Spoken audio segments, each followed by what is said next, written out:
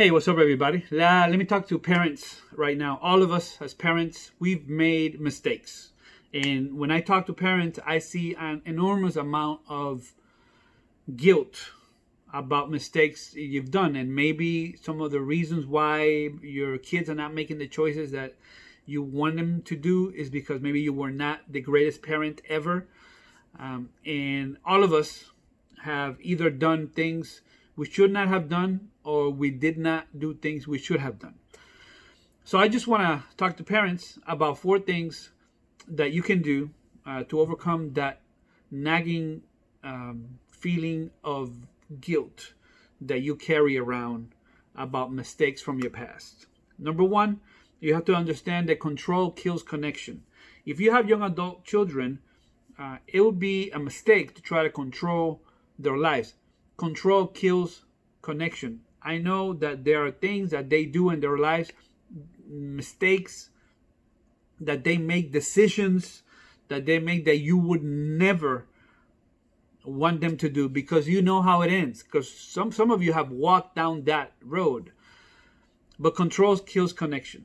The principles of God's kingdom are love and freedom.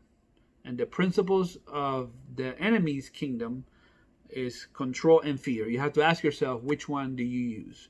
Number two, less intervention and more intercession. The older they are, less intervention, more intercession. I had a good friend who told me that about 4 years ago when I was going through a very difficult time, were some of the things that some decisions in my family I wasn't really feeling, and I was trying to see how I can do to help my kids out, and I worry about them. It's natural, you love them, right?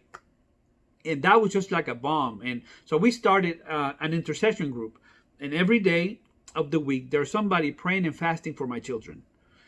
One of the days of the week is me praying for everybody else's kids, and I have seen as a response to prayer something I could not have manufactured myself.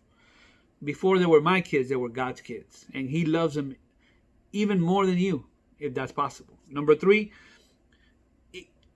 you're going to disagree about some things, right? Especially if you have a child that might be rebelling or has a different point of view in politics, in abortion, and just cultural topics, religious disagreements.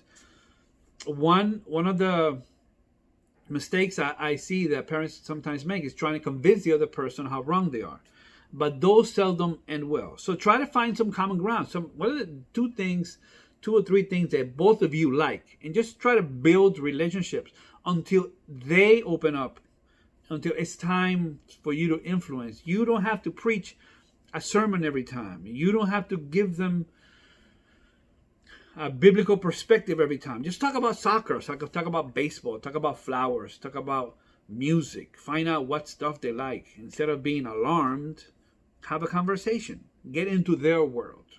And number four, this is the hardest one to do. When we were a family and we had younger kids, we used to get together, and it used to happen about every 3 months on average. We used to sit down, and I used to say to my kids, tell us something that we are doing wrong, a way that we failed you, something that we've done that you wish we could have done differently. And they would point out. I remember my son one time told me, Daddy, you lie. And I said, what do you mean I lie? He said, yeah, you say we're going to go eat ice cream, then somebody from church calls you and you leave. You lie.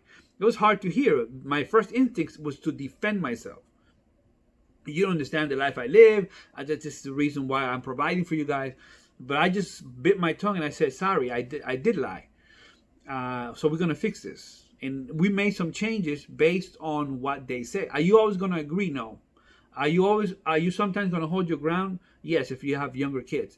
But if the kids are out of the house and you have young adult children and they come back and say, listen, I feel that this decision that you made hurt me. Instead of trying to defend yourself and try to tell them you don't understand, your father was never around, that's why I had to do this, and explain yourself.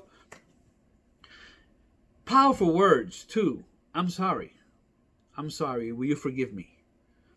I don't have an average, but most of the time, that is sufficient to start bridging and building a relationship. Just the fact that you recognize the truth that you're not a perfect parent. You didn't have to be. All right. So I'm praying today for your children and your children's children. So if you need prayer for them, since today is my day of fasting, if you leave it in the comment section, just the initials, we're going to pray for them. You know, you used to say, just pray for my kids. We're going to pray for them specifically. And I'm praying that God will give you grace to forgive yourself about mistakes you've made and to correct some things, maybe build some relationship, build some bridges. And I pray that your kids and your kids' kids may be blessed.